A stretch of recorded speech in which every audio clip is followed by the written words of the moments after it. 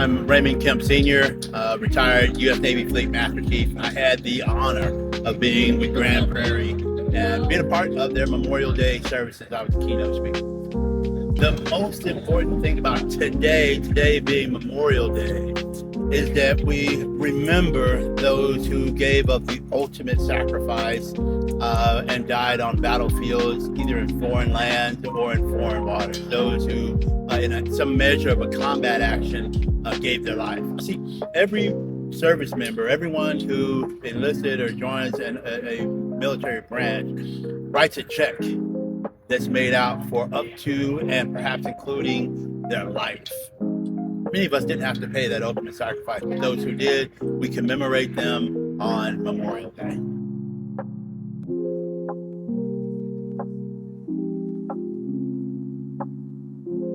The thing I believe is that this day should be important to each and every one of us. We see courage in those stories. We see honor, dedication, devotion, resilience in all of those stories. And so it shouldn't just be important to Americans, it should be important to everyone who's paying attention to what right looks like. Someone has decided that they're going to fight for something bigger than themselves in the United States. And then they're going to go out in a time when it's lots and lots of danger and a crucial time frame where there could be combat action, and still go, not because that they hate the person that they're fighting against, but because they love those people that they left behind. Those of us who have been left behind should take the time and revere that intentionality and that effort.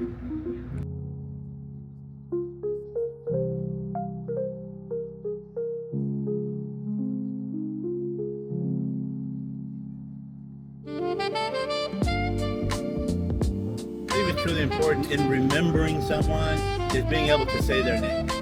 Keith Robinson was a friend of mine who was training to become a Navy SEAL. And during his training, we became close and became comrades, not because we were in uniform, but because we were working towards something hard together. Regrettably, he gave his life and during a combat action. To remember him by saying his name out loud keeps his memory alive, and I believe there are many of us, particularly those who have died in the long war, the global war on terrorism, when we're able to stop and pause and say those names out loud, keep their memory alive, because they're great examples for us. When we seek to find those great examples, we find them. And so by saying those names aloud, which is why I encourage everyone today, say the name. Don't just think about them in your mind. Say that name out loud and keep them alive.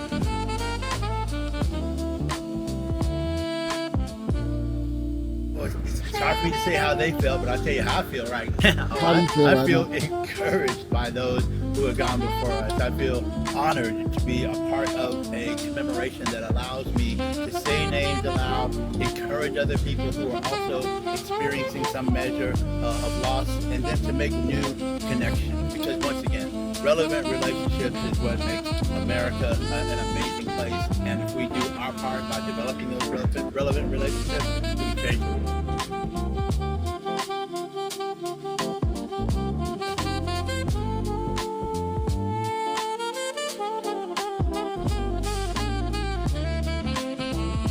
What I am glad to do is bring some measure of encouragement to each and every one who attended and to lift them up.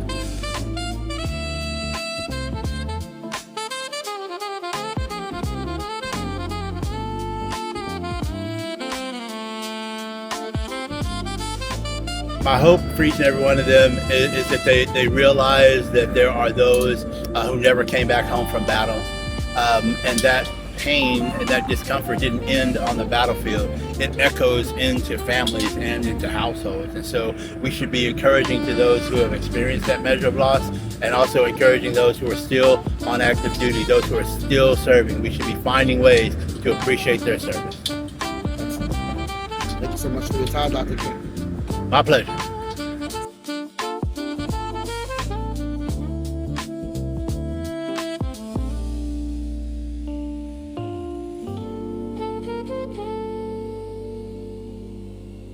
Thank you.